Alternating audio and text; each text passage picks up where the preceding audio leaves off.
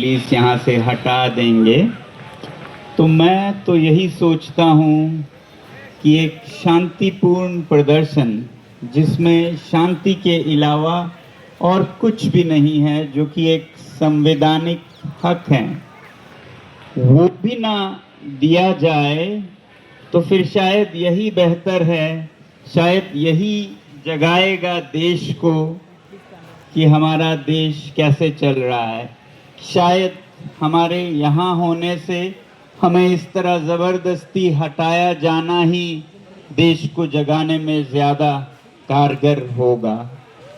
मगर मैं उम्मीद करता हूँ कि जो कुछ भी हमारे हक बचे हुए हैं उसका आदर करते हुए हमारी सरकार ऐसा कुछ नहीं करेगी। हम वही कर रहे हैं जो संविधान में हमें अधिकार हैं, उससे ज़्यादा नहीं कर रहे हैं। हम बच्चों की आवाज़ सरकार तक पहुंचा रहे हैं और जो कुछ कमी पेशी रही है उसके लिए जवाबदेही मांग रहे हैं।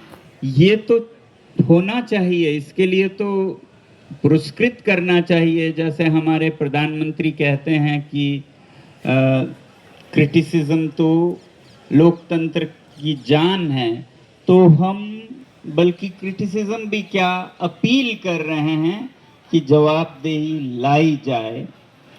तो मुझे तो इस पे यही शेर याद आता है गालिब का कि जब यहाँ न बैठने दें जो कि प्रदर्शन की जगह है, जहाँ आवाज़ लोग दे सकते हैं। ये निर्देशित जगह है, दुनिया के हर शहर में ऐसी एक जगह होती है और बाकी हर जगह तो फिर और भी ये दफ़ा वो दफ़ा ये आर्टिकल ये रूल्स होंगे जहाँ जाने नहीं देंगे। तो गालिब ने किसी और संदर्भ में कहा था, जब वो मस्जिद में पीने लगे तो मस्जिद में ही पीने दे गालिब, या कोई ऐसी जगह बता जहां खुदा ना हो।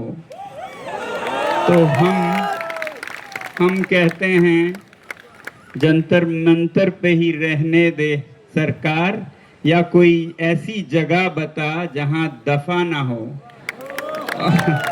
और ऐसी जगह है नहीं, यही निर्देशित जगह है। तो यहाँ न रहें तो कहाँ। और फिर ये एक कलंक बनेगा देश पर, बल्कि अंतर्राष्ट्रीय स्तर पर भी, कि यहाँ शांति से प्रदर्शन कर रहे, अनशन कर रहे लोगों को जबरदस्ती हटाया गया। ये एक अंतर्राष्ट्रीय समाचार बनेगा और अभी तक हमने इसे अंतर्राष्ट्रीयकरण न करने की पूरी कोशिश की है। तो दूसरी तरफ राष्ट्रीय स्तर पर यही शायद लोगों को जगाएगी, ये हमारी उम्मीद है और यही हमारा संदेश है।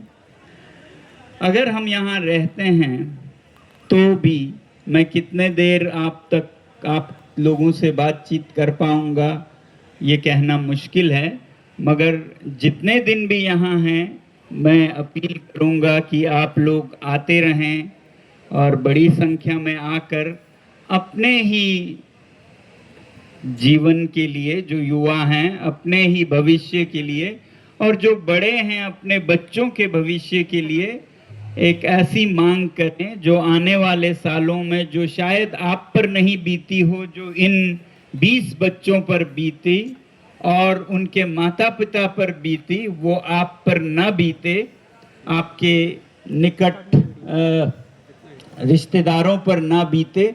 इसके लिए हम ये कर रहे हैं। तो मैं चाहूँगा कि बच्चों की सबसे प्रिय तो माएँ होती हैं, तो माएँ ज़रूर आएँ यहाँ। मुझे अपने माँ की याद आती है, वो कितना मेरा ख्याल रखती थी।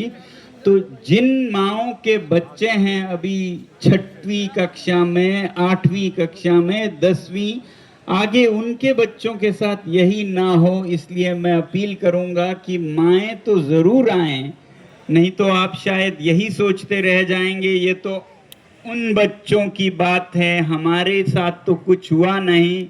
याद रखिएगा, यही चीज़ कुछ सालों में आपके बच्चे के साथ भी हो सकता है, मगर तब तक इतनी कठोरता आ चुकी होगी सरकार में कि कुछ नहीं बिगड़ता है और कोई शायद आवाज़ भी ना करे अगर ये नाकामयाब हो जाता है, असफल हो जाता है।